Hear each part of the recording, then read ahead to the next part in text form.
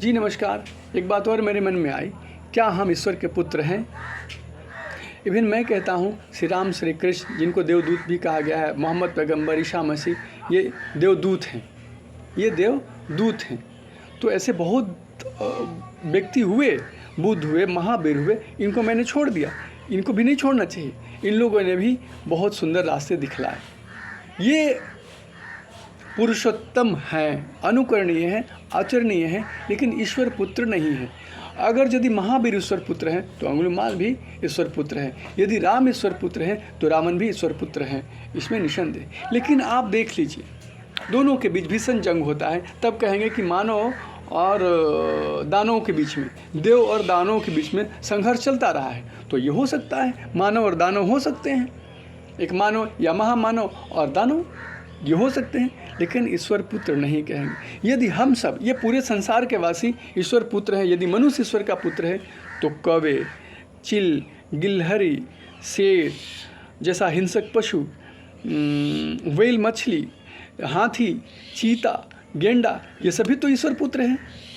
बिल्कुल नहीं, ये ईश्वर द्वारा सृजित हैं। हम भी ईश्वर द्वारा सृजित हैं, बाकी अन्य जीव भी, इवन पेड़ पौधे भी ईश्वर द्वारा सृजित हैं।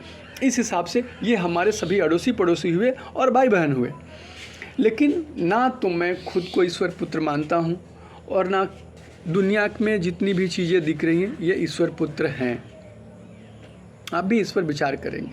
अगर हम ईश्वर पुत्र होते तो लोभ, मद, क्रोध, काम, क्रोध, मद, लोभ, ईर्ष्या, मत्सर, चोरी, डकैती, हत्या, लूट, ये सारी चीज़ें नहीं होती। ईश्वर पुत्र वो, और यदि हम ईश्वर पुत्र हैं तो हम में अच्छाइयाँ क्यों नहीं हैं? हम शरीर से स्वस्थ क्यों नहीं हैं? इतना जो दुख है, महात्मा बुद्ध ने भी कहा कि संसार दुखमय है।